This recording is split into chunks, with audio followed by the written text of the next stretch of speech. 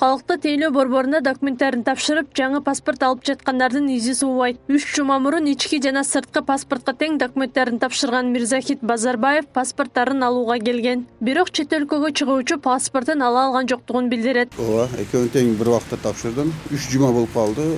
Анан азыр ID картты сообщение келди, ID картты алдым. Эми дагы сообщение келет деди, мени алышым керек чоңуну. Качан кайсы убакта келип каларын айтышпадыбы? Жок, анысына айтқан жок. Сообщение келгенде келесиңер деди шу. Өкмөт чет жакта жүргөн жарандардын паспортунун колдонуу мөөнөтүн кайрадан узартты. Ага себеп 2020-жылдын декабрь айында бериле турган паспорттун кечиктирилгенди болгон. Ошондуктан четте жүргөн кыргызстандыктардын 2004-2006 жылы чыгарылган паспортунун жарактуу мөөнөтү 2021-жылдын 1-сентябрына чейин узартылды. Анан ковид ситуациясы, пандемиясы башталып калып, биз көп жумуштарды онлайн жасадык, видеоконференция аркылуу.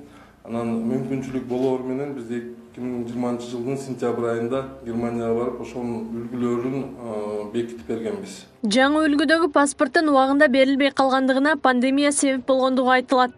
Жаңы паспорттарды киргизүү 2021-жылга каралган болчу. Бирок пандемиядан улам башка өлкөлөрдөгү адистерде жумушка чыга албай калгандыгына байланыштуу узартылып калды. Ошол эле учурда биздин чет өлкөдөгү элчиликтер борбор шаарларда эле жайгашкандыктан, алыс жагындагылар элчиликтерге келе албай, буга чейин эле 2020-жылдын май айынан 31-декабрга чейин узартылган болчу.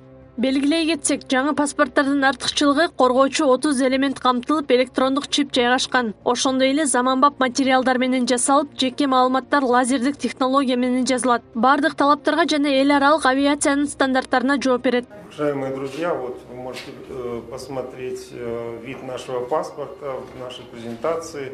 Здесь темы представлены от... Паспорт берүү кечиктирилгени үчүн өкмөт башчы Улукбек Марипов мамлекеттик каттоо кызматынын төрагасы Акын Мамбеталиевке сөгүш жарыялап, анын орун басары Тилек Батыркановду кызматтан кетирди. Ал эми паспорттор чет өлкөдө жасалгандыктан ал жактан кармалып жаткандыгын, эми болжолдо 1-апрелге чейин келип калышы мүмкүн экендигин кошумчаланды. Аклай Карабаева, Аскар Маматисаков, Регион.